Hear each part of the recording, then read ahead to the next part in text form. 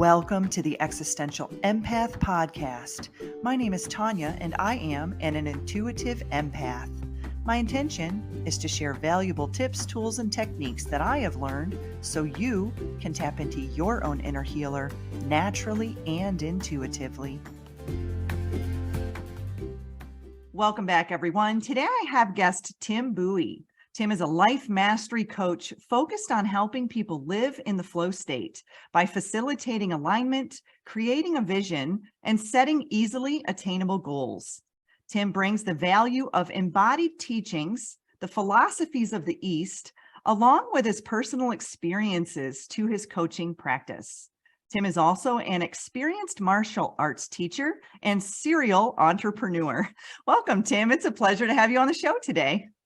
Thank you, Tanya. I always, whenever people introduce me, I'm like, oh man, they're just so long. It's like, like the Herald, and there's like and he the fifth, and his father the seventh, and that's what it feels like. But thank you so You're much. welcome. That was actually a short introduction. Some of mine are a little longer than that, so it was funny that you thought that was long. But I'm excited for our show today. I know I think you reached out to me a week or two ago, and I had a cancellation today, and I thought, oh, I'm so glad I can get Tim on the show today because I've been wanting to talk about this topic for a while, and we're going to dive into what it means to truly live in the flow state. And so, Tim, first though, I want to start off with an understanding of what it truly means to live in the flow state, right? We hear that term quite often, and not everyone consciously comprehends, even me, including myself sometimes, what it means to live divinely guided in the flow. And so as a flow state coach, you're probably the best one to explain this. Can you actually explain what it means from your perspective to live in the flow? Yeah, I think definitions are always a great place to start. So I love this question. So I think there's just two fundamental components of flow. Like one is you lose track of time, and the other is you lose track of self. And I think that why it's important is because like you don't always need yourself. You don't need to bring yourself everywhere with you. It's amazing to lose ourselves because like say like you're dancing or I don't know what are your hobbies? You like hiking, okay, getting lost in nature, right? And yes, so like and you lose track of time. Yes, and so like you don't need to like think about like all the things that you're worried about and all the like the critical thoughts and like what Susie's doing, if Susie still likes you, what your mom's doing, like no, you don't need to bring any of those things. And that's what like going into flow is that like you don't bring any of the unnecessary things with you on your little journey of whatever it is that you're doing, and you're free to completely be present in the thing that you're fully engaged in. And that full level of activation of your mind, it's like there's been studies that show that it's higher on the satisfactory, like self-reported satisfactory than pleasure. So it's a really good indicator of like how often you're in flow is a really good indicator of how well you are doing. So it's very interesting. Back in the day, I used to be a baller. I played basketball. I played in college, and I called the flow state at that time the zone. When I would get into the zone, I would just every time I'd throw that ball up, it went in the hoop. And so that was probably my first real indication of what it felt like to be in the flow state. It was just no matter what I did, everything was working out for me. I always had a positive outcome. And so I can see where that you just feel on top of the world when you're in that flow state, and everything comes very easily and effortlessly to you, right? Yes. Oh my gosh, I'm so glad you brought the athletic example. I think a lot of people connect with being an athlete too, and being in the zone. And I think that's a really good way because like in a team sport like basketball, there's also like a group flow, right? So if the rule is, I don't know, if everybody has different rules, but if your offensive rule is like every 2 beats, you have to pass the ball or shoot it, then like everybody's kind of clued in that. And like you guys work as a unit. And so like you can look at synchronized swimming, it's like everybody's in flow, and same thing like SEAL teams and whatever, right? So like there's many different types of flow. And it really comes down to like the patterning that we set up for ourselves and like how we work within that pattern, and then how we develop that pattern into a flow, like music. Yes, absolutely. It's like, when you're on that team and you're all on the same frequency, you're all on the same vibe, and you can feel it. You're like, oh, this just feels amazing. And so, Tim, you've been living in the flow state for most of your life. I actually listened to your story on a recent podcast, and I was quite Oh, inspired nice. on how you've created balance and prosperity in your life by exploring many different paths, many different career paths. And I think even in your story, you said, I thought about going to college and then I decided not to. It just wasn't cost effective for me. And I thought that is so cool. And so can you share a little, because it kind of breaks the mold, right? I'm all about bucking the system. I think that's really cool that you decided to pave your own path and you were following your flow, right? And so can you share with us a little bit about your story and how living in the flow state has benefited you in your life? Yeah, of course. My story with flow is it's a really interesting one because it started when I was really young. I I got a glimpse of it, just a small glimpse of eternity in a meditation. And I was like 12. I was just trying to figure out like how to meditate, and I was just You were got young trying lucky. to figure out how to meditate. I don't think the word meditation was in my wheelhouse when I was 12. Yeah, and I think like for back then, especially too, like, but nowadays, I feel like it's more of a thing, and people are meditating more. Thank goodness. But yeah, so I was just like self-taught Google, and I went to this transcendent state basically after practicing this style of meditation a couple of times. And one of the things that I experienced was flow state. So I was had this transcendent experience where it felt eternal, and like to describe how it feels to feel eternal is very difficult. I know I was going to say, how does that feel to feel it, eternal? I felt outside of time. I felt connected to this like primordial state of being. And Kind of reminds me of how some of the near-death experiencers talk about it's that. exactly what it is. It's the same thing. It's pretty much the same thing, maybe slightly different in, degrees, but it's very much the same experience where you're outside of time. And I had never had that experience before. And it was just on such a deep level that, so I've talked to some people who they go on like float tanks and they have like similar experiences, but they'll kind of get shocked out of it. They're like, oh, like they woke up from a nightmare or something. Yeah, you And have your 30 minutes of floating and then you wake up. yeah, and so like I think there's definitely something that happened in that experience where I realized that there's a lot more than what I've been told about life and how to experience life. And so from that point on, I pretty much made a commitment to explore like my own version of life.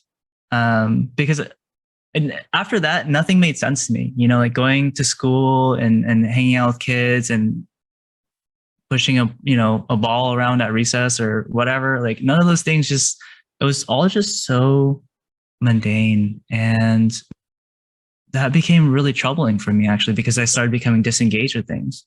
And so the story with flow is to find meaning in everything. And when you create meaning in things, then you can go into flow, because if they don't mean anything to you, then you have no relationship with it. And without a relationship with it, then there's no feedback. And the important thing for flow is that you have feedback, is that like you have a constant measure of how well things are going so that you can stay within that groove, that sweet spot. And so when it came to something like sweeping or like washing a car or buffing out the wax or whatever, like all these things now were ways for me to learn how to access flow better. And so they were just vehicles. Everything became a vehicle for flow until basically life was just flow. And so that was pretty much the shortest version of how I can Oh, explain this. that's pretty deep. I mean, that's awesome though. I mean, to know that you experienced this at such a young age. And I see that with kids, that they're disconnecting from school, they're disconnecting from what we've been taught as a society is the path, right? And so it's really neat to hear, your story on how you started to explore a new path. And I think you talked about how you just kind of bounced around into different careers like finance and different, avenues. And you're like, okay, I'm going to dabble in this a little bit. I'm going to dabble in this a little bit. And not everybody has the courage to do that. And I know you have a martial arts background. So how much do you think that martial arts background played a role in you having the courage or the fearlessness to actually step out and live your life in the flow? Because I think a lot of us, we are afraid to do that because it appears to be different, right? It appears to go against the grain of what many of us have been told to do, or is told what society tells us to do. Yeah, I think my parents put me into martial arts as a response to me being bullied as a kid. And I had a really like a gallbladder surgery when I was like 6 or something. So I feel like, it took a lot of vitality out of me. And so I was always very small. I was like 4'11" in my freshman year of high school. Oh my goodness. And then I grew like a foot after like, my junior year or something. And then I also have this like arm that's completely red. Oh, And wow. so it's just, I feel like I was a marker for being bullied. Basically, I just, I grew up in a very suburban area where there's not a lot of other ethnicities, other than just, I guess the Caucasian and African American. So I just stood out a lot, just in a lot of ways. Even right now, I'm kind of standing out with this nail thing that I've got going on. But yeah, so I think always being different and then having that transcendental experience really, it forced me to figure out my own way a lot of times. I'm also left-handed, so I always had to like learn how to just cut paper or write, and like the teacher would say to do it this way, and like I kind of have to figure out my own way because they're also not left-handed. And so I feel like in a way I was marked for a different path, but I also think that part of my personality, like I don't know if you heard of the Enneagram. Yeah. But yeah, so like I'm an 8, and I think it's just like a response. I'm an 8 too. I just found that out recently as well. Leaders. Yeah. Woo-hoo. Infinity. Oh my goodness. Yes. And my birthday is, I don't know if I should say this publicly, but it's 8888. So it's all 8s. And then so like there's just like a lot of 8s in my life. And that is cool. And I think like part of like being an 8, like, well, I think like how the Enneagram works is that like it's based on a core wound, right? And there's supposedly 9 different types of core wounds. And so the core wound of being an 8 is being powerless. And I think one of the things that shaped my identity growing up, or like the ego, or sort of this core wound that I had, was feeling like my parents weren't there for me. And I think having that experience meant that I would have to take care of myself, and I would have to figure out things by myself. And I think that's part of, I think, what shaped this path of many different paths, and I guess not being too concerned about what other people think. Yeah, and that's tough. I think a lot of us have gone through that. I know I did. I feel like the black sheep in my family, and I have for a really long time. And I've always been the lone wolf. I moved across the country by myself. I moved from That's so cool. Yeah, I moved from New York to Florida when I was 19 and lived there. And then I moved from Florida to the Pacific Northwest. I've traveled to nearly 50 countries, alone and with a friend. And so, I think I was talking to my neighbor the other day, and he's like, "You're quite adventurous." And I looked at it as, not really. I think I'm just living my life. But I guess to some that does look quite adventurous. But to us as 8s, right, we are like, all right, we're going to go, we're here for a certain amount of time, and we're going to go explore and live our lives the best way we can. And so, Tim, for people who may have a difficult time getting into that sweet spot that you talked about, that flow state, what is some advice that you can share with people who might be struggling? They might feel a little restricted in, the way that they're living their lives. Yeah, I love that question because it gives people more access to flow. And I think, it goes back to what I shared earlier about meaning. And meaning comes from our values, and it also comes from our vision. So having a vision of, how we fit in the world and what our value system is. Because when you're clear on your values, then you can see that you're always deriving meaning from every experience just based on what your values are. And so, if your value is fun, then like you find a way to have fun in everything. Or if your value is wisdom, then you find a way to like have that experience inform you of some type of insight that's, deeper than what other people wouldn't. So like if you have these sort of North Stars or these little points to factors of experience, then it can really help to give you clarity on exactly where you're at in this point in time in your life and where your mind should be. And I think just having that level of presence really will allow us to connect into flow. Yeah, and you can feel that alignment too. If your value is fun and you're following your fun, you'll naturally align with the things that are meant to be there with you, because you're in that flow state. And so, Tim, why do you think it's so difficult for some people to get into that flow state? I've worked with clients before and they're like, I don't even know if I felt that before. I don't even know if I felt what you talk about, it being in the sweet spot or being in the zone. Why do you think some people struggle with that? I think a good example might be, okay, so you're driving on a freeway and somebody cuts you off really last minute and you have like a nanosecond to respond.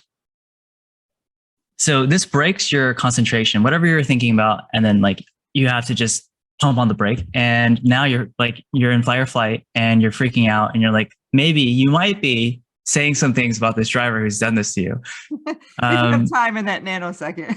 Yeah. There's just so much happening, right? And it just takes you out of the moment.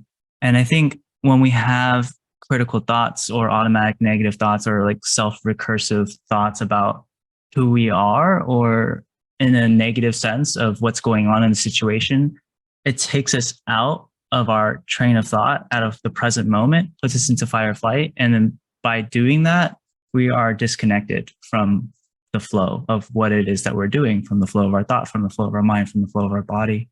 And I think that a lot of people haven't addressed the root causes of these, we can just call them automatic negative thoughts for now.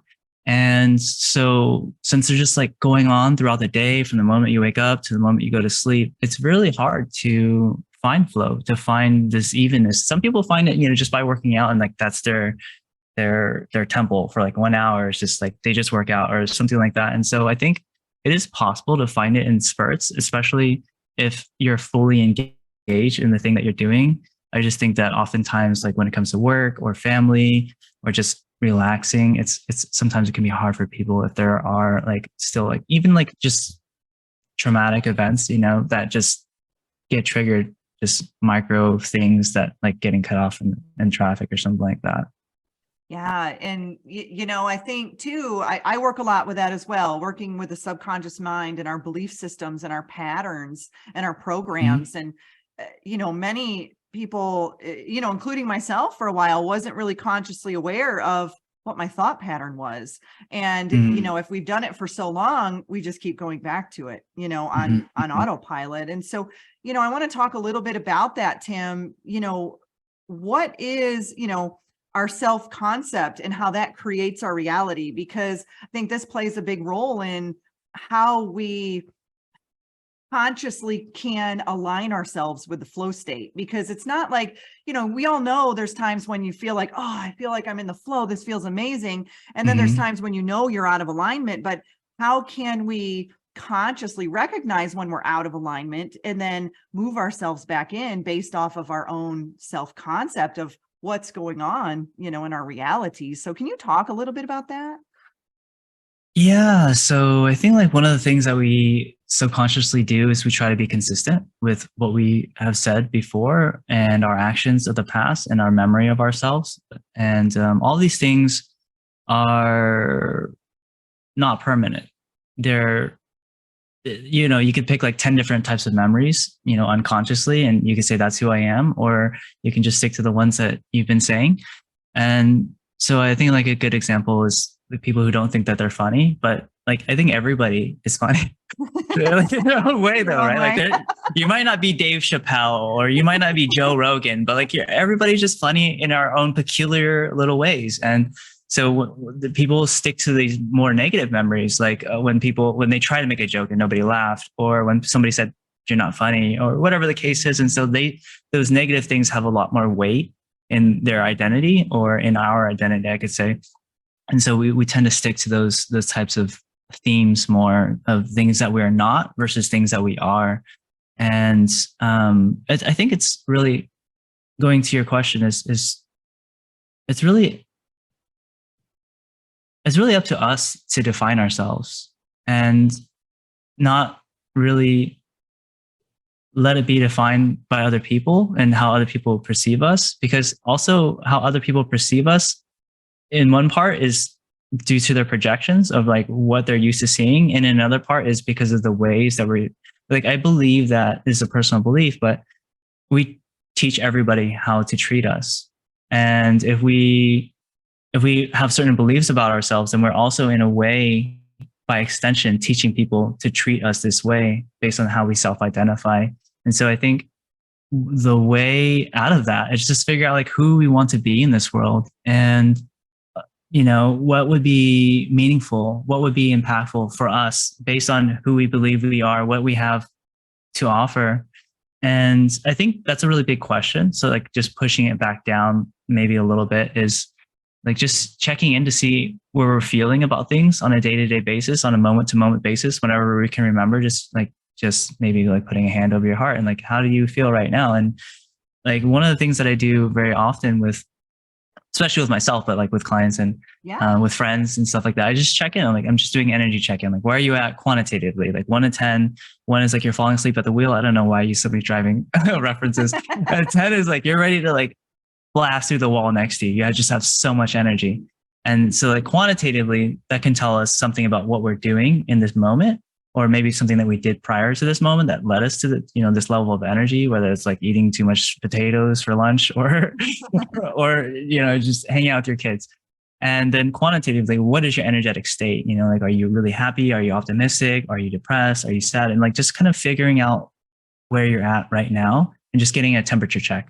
And I think the more that often that we can do that, then we can start to get these patterns of, okay, I feel best when I'm doing these things and I feel worse when I'm doing these things. Okay, so let's now do more of those things that make us feel amazing and less of those things that don't, and just figuring out the math from there on how we can make that happen in our lives.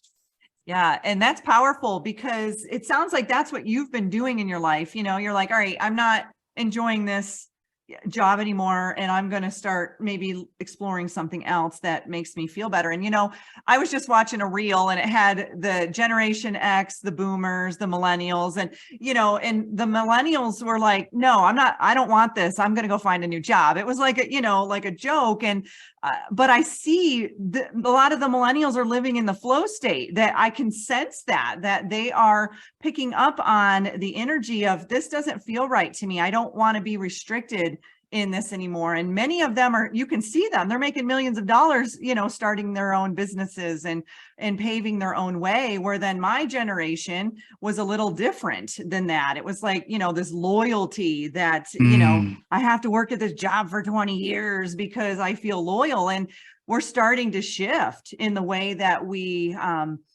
function in society, the way that we value our time and value what we're doing and living in the flow. And so I think that's important, because many of us, like myself, I'm learning how to do that now. I'm learning how to live in that flow and learning how to even kind of self-reflect and see what is my sense of self, what is my identity.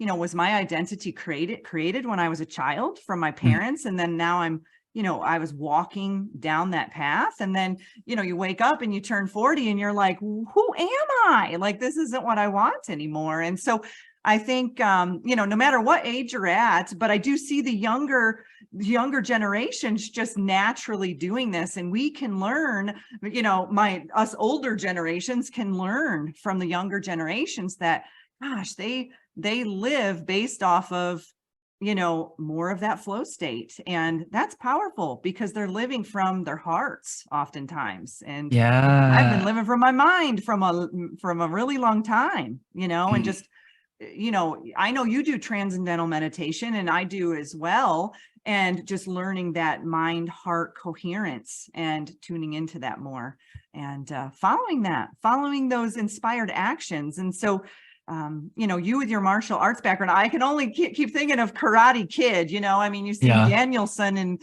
this is the original movie, back when I was a kid, when it came Yeah. out, and he wasn't a martial artist in the beginning of the movie. He didn't even know what that was. But by the end of the movie, he's winning, and he's got all of these, wax on, wax off, all these basic concepts.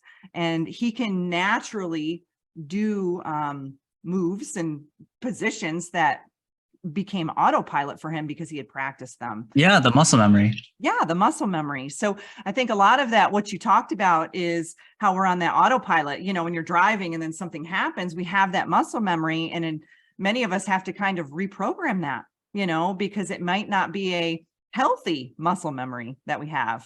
Yes. Thought, right? Yes.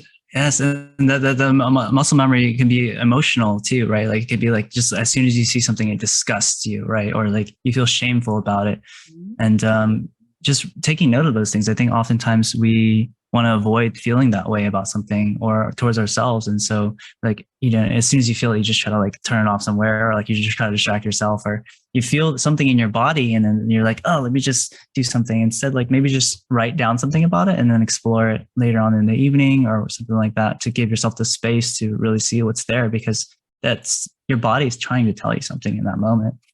Absolutely. And so, Tim, you talk a lot about being a high performance human. Can you share, what does that mean? And you talk about biohacking and all these different concepts. And can you dive into that a little bit? Yeah, of course. I think, why I think about a high performance human is because I think we have peak performance states. So I think that there are times when we perform better than other times. And I think it's context dependent as well. And so there's two factors, right? Like one is the peak performance state, and then the other is being context dependent. And I think that it's possible that we maintain a high level of peak performance, or like our peak performance state in general. And I think it's also possible that we go across many different contexts and we just stay in flow state, or we stay in this high peak state.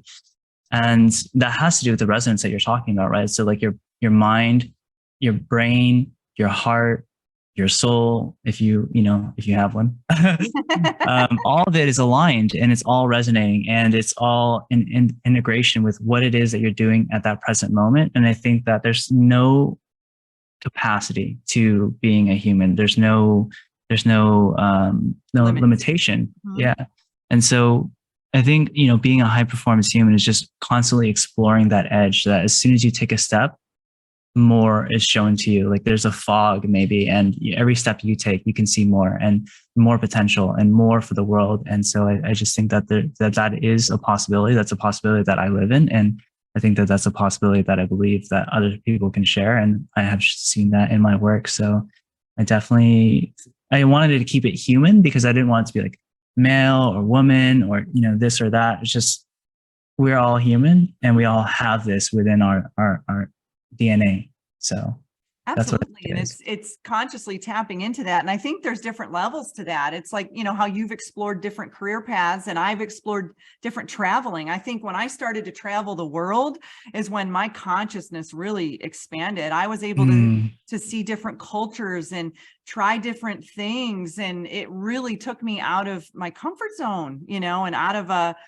of a box. I mean, I've been to Russia, I've been to Turkey, I've been to all these places where some people might be fearful to visit. I had beautiful experiences with people there. And, so I think too, oftentimes we can limit ourselves to not be that high performing human because of fear and things that may hold us back, right?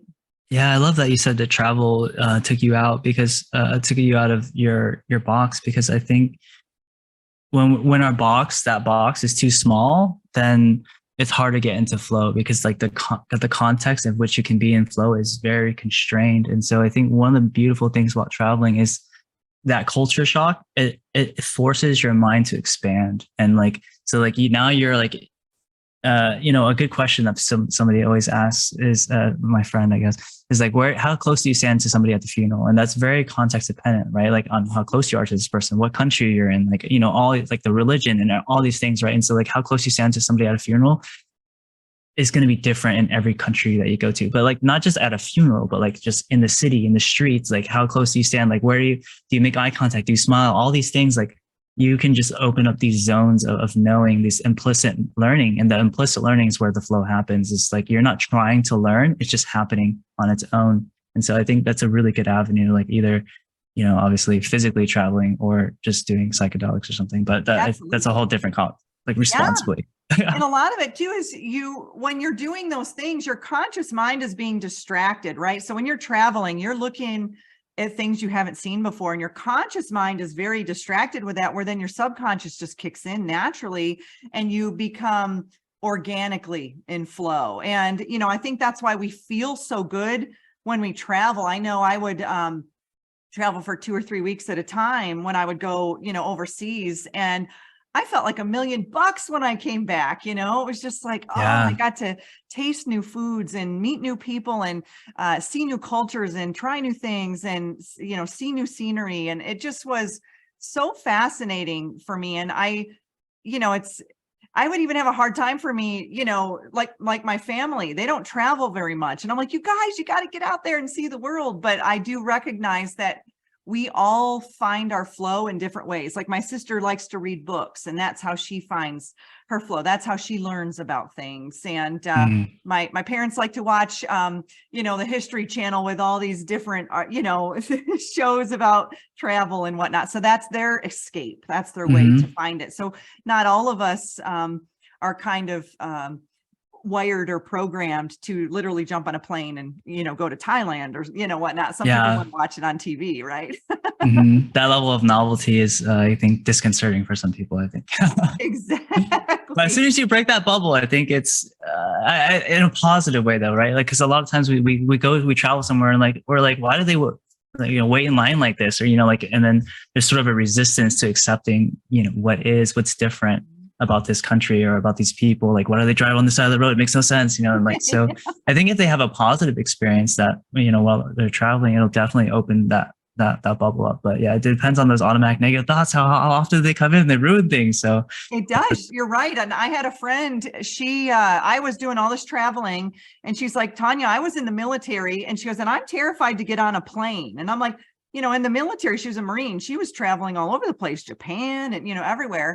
But she had this fear of getting on a plane. And I said, this is holding you back from seeing the world. And so I did a little work with her at the time of overcoming that fear. And now you can't even keep her in one city. I mean, she's just all over the place. Right now, she's in Amsterdam. She's got a trip to South Africa. And I joke with her. I'm like, remember that time when you told me, I don't think I can travel to Europe because I'm afraid to get on a plane.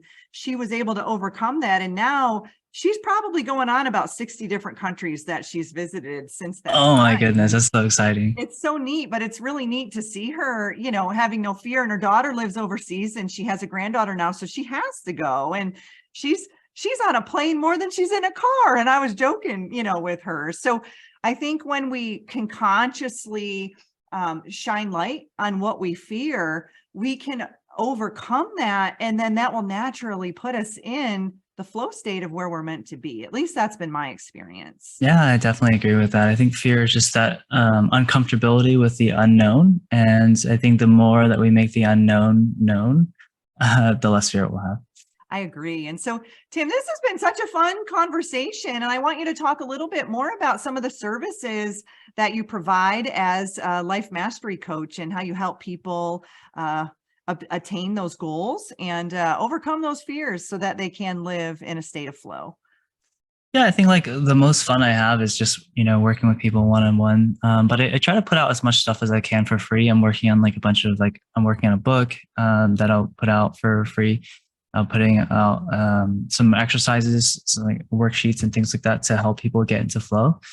Because I really want it to be as accessible to people as possible. I know like depression and things like that is increasing. I think it's like 1 out of 4 people are depressed in this country right now. So I just think that like if there's more accessibility to flow, then I think it'll unlock different levels for our society, of creativity, of innovation, of cooperation, of togetherness. And so I think that there's so much to gain from that. and I don't want to like hold that back. So I'm just doing whatever I can. But I do one-on-one work, and like you said, a lot of it is some subconscious things. I think because I have a lot of direct experience with looking behind the curtain. That's what I call meditation, right? It's just like looking behind the curtain, and the longer you stay back there, the more stuff you can take from behind the curtain and bring it back to the forefront of the world through our mind, right? And so I'm pretty astute. I think when I work one-on-one, it's just basically we have my 2 3 hour sessions, and then we have it's only a 6 week program, and after 6 weeks, you're we basically break people out of being feeling like their goals are difficult or they're misaligned with what it is that they want in life, feeling burnt out from work, from family, feeling stressed. Things that block. So all these, yes, we're just basically, I call it clear for flow. And so in 6 weeks, we're clearing for flow. So we just take you to ground zero. We figure out like what the root causes are. I'm really good at that. I think that's one of my gifts. And so that's why I decided to do this, is because I'm really good at listening. And do you have a testimonial that you could share of someone who's gone through your program that you just saw the floodgates opened up with flow after they, got finished working with you? Yeah, of course. I love all my testimonials so much. They like, just like when you said you were talking about your client, I could feel that level of like, you're just so pumped for them. And I feel that way about when I think about my clients too. And so it's fun to see people succeed, Yeah. So I was on this hike it's been 2 weeks already. And I was in a hot springs, and interestingly, it was a nude hot spring. I was not aware. Hey, any hot spring is awesome, right? No, I with a robe. So anyway, I had a client who's like, "Hey, I want to." After 6 weeks, I'm like, I'll let go. So it's been a while. It's been 5 or 6 months, but then he wanted to get in contact with me. He's like, "Hey, I want to get on call with you." So I was like, I love you, so I'll do this, but I have to hike like 20 minutes to get this cell reception to see you right now. And so I do the hike, and then he calls me, and he's like, "This month I just had a $500,000 month." Oh. And yeah. And before story is he, was in a real estate syndication, and they were like doing a lot of investments and stuff like that, and storage units and things like that. And basically his partner at the time left to Mexico, took all the money, and left him with the payroll expenses and just everything. And it was just a terrible situation about 2 years ago, or 2.5 years ago. And then his daughter was born like 6 months after that. And so like, there's just so much going on. And he had a lot of doubt about like his ability to provide for his family and whether he was a good father or not. And he was working both ends of the candle, just trying to scrape like 2,000, 5,000, 3,000, just like, anything that he could. And we had our sessions, and we let go of a lot of that stuff. Just those things, just those fears, those doubts about being a good father, about like being able to produce that amount of money that he had before. And he just texted me yesterday. He said that they had their second day in a row of a $70,000 day. And so he's making he's breaking records like all the time. I don't want to say almost every day, but it's very often. Yeah. And so like, I'm just so excited for him, because now he wants to retire and take his family to Cambodia, and, in a couple of years. And he's 33% partner of the company when he was 0. And so like, there's just so much happening for him. And he just got his power back, is what it sounds like. And he says that one of the things that he tells people is like, he just woke up like this. And that's part of like what we do, is that like, it's not something like that you have to change about yourself. It's just as natural as success just becomes natural. And because you have a map, because you're aligned, because you understand exactly your role and how you fit in the world and your vision, you just naturally go for it. It's just like when you're on a railroad track and you're just going, like, you don't have to think about going left or right. Like, you just create the energy and you go down that railroad track. And so he just tells people, yeah, I just woke up like this. And, but then he also tells them like, contact my friend or whatever. But, I woke up like this, but call my friend. This is how I got here. Yeah. So like, He just says that it's been effortless. And I think that one of the things that we do in life is we create this modifier that there's the easy, hard, and things are not enjoyable if they're hard, or I mean, if they're easy, or like if it's easy, we don't want it. And they're just ridiculous. It's like, you can have so much in your life if you just allow it to be easy, and you can have even more. And so like the hardness should not come from like the level of satisfaction that you feel for yourself, but it should come from like the levels of achievement that you have for the world. And like, I think like that is where the hardness should come from.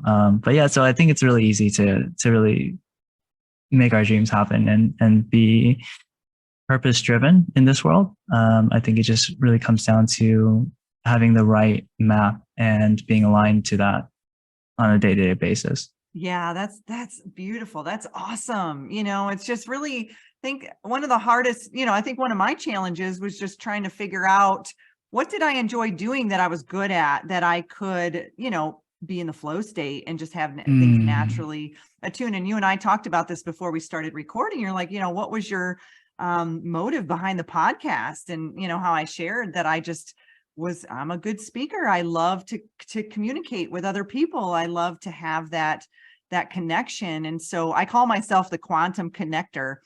And I just have this knack I meet people randomly, and it's like I put a little file in my subconscious, and then I meet another person and I immediately know I need to connect these people.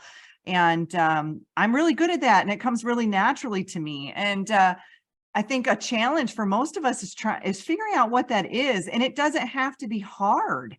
For me, networking, it just comes naturally, very easy. But for some people, they may say, I am a terrible networker. I'm not good at that, but I'm darn good. I'm a darn good accountant, and I can really work really well with money, So it's just figuring out what comes organically to you, and then, figuring out how to piece it together so you can live in that flow state. And Tim, this has been such a fun talk. I feel like I could talk to you for hours on this topic. And so where's a good place for people to connect with you? Do you have a website, or how can people reach out?